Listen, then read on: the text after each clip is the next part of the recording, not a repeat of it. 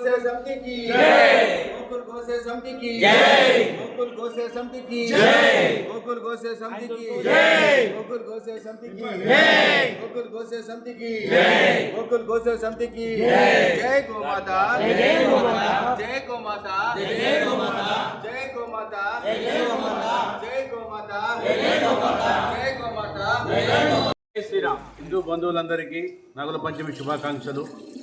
ఈరోజు మా గోకుల్ గోసేవ సమితి ఆధ్వర్యంలో దాదాపుగా 75 సెంటర్ల నుండి 12,000 కుటుంబాలకు పాల వితరణ కార్యక్రమం ఉచితంగా చేయడం జరిగింది. ఈ కార్యక్రమానికి చాలామంది రెస్పాండ్ అయ్యి ఆనంద ఉత్సాహాలతోటి ఇక్కడ వచ్చి పాలు తీసుకెళ్తున్నారు. ప్రతి గదిలో పాలు పంచుతున్నారు మా గోకుల్ గోసేవ సమితి ఆధ్వర్యం నుంచి. వీటి కార్యక్రమానికి హాజరైనటువంటి సభ్యులందరికీ ప్రత్యక్షంగా పరోక్షంగా ఈ కార్యక్రమానికి సహకరించినటువంటి ప్రతి ఒక్కరికి కూడా పేరు పేరున హృదయపూర్వక ధన్యవాదాలు తెలుపుకుంటున్నాము. జై శ్రీరామ్, జై శ్రీరామ్, జై శ్రీరామ్, జై శ్రీరామ్, జై శ్రీరామ్, జై శ్రీరామ్, జై గోమాత, జై గోమాత, జై గోమాత, జై గోమాత. గోకుల్ గోసేవ సమితికి జై. గోకుల్ గోసేవ సమితికి జై. గోకుల్ గోసేవ సమితికి జై.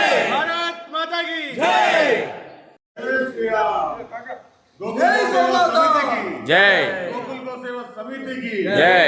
జై శ్రీరామ్, జై శ్రీరామ్, జై గోమాత, జై గోమాత. జై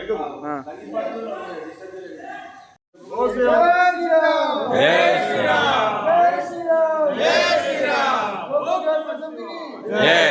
గోకుల్ గోసేవ సమితికి జై. జై గోమాత, జై గోమాత, జై గోమాత, జై గోమాత.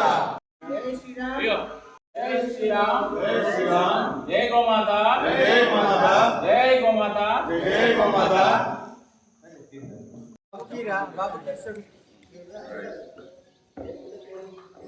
జై శ్రీరామ్, జై శ్రీరామ్, జై గోమాత, జై గోమాత.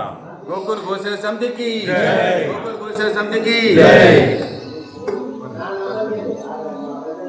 जय श्री राम. ये गोकुल सेवा समिति की तरफ से दूध का वितरण हो रहा है, इसलिए मेरी शुभकामनाएं. जय श्री राम, जय श्री राम.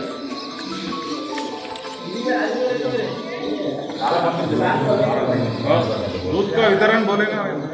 ये गोकुल सेवा समिति की तरफ से दूध वितरण हो रहा है, तो ये सब कार्यकर्ता लोग इसके बहुत दिन से कार्य कर रहे हैं, तो मेरी शुभकामनाएं.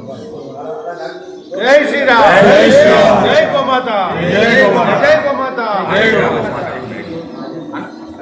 फोटो फोटो दी